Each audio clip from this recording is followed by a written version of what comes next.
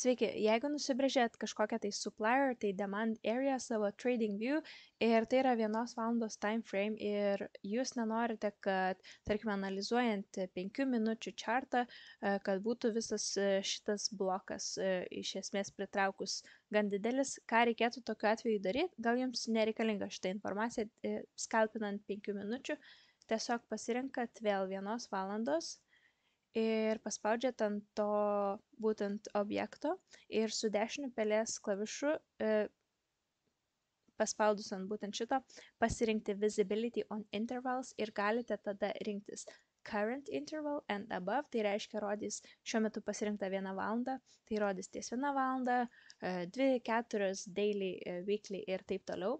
Galite ties šiuo intervalu ir žemiau, tai bus 15 minučių, pusvalandis, 5, tai aš pasirinksiu Current Air Above.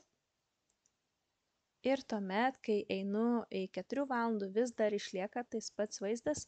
Jeigu einu jau į pusvalandį, mes nebematome to mano nubrėžto objekto. Šiuo atveju buvo šitas rectangle. Tai tiek.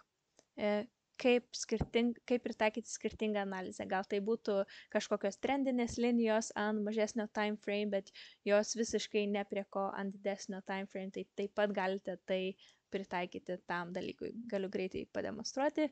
Pavyzdžiui, čia,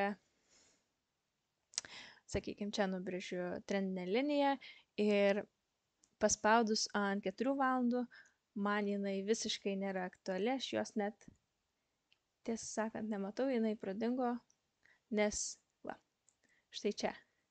Jinai nelabai ką čia reiškia, bet ant 5 minučių viskas buvo ok.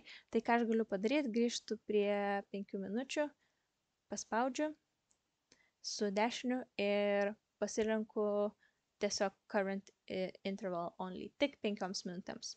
Ir kai paspausiu jau ant 15 minučių, taip pat jau nebėra mano tos trendinės linijos. Tai tiek.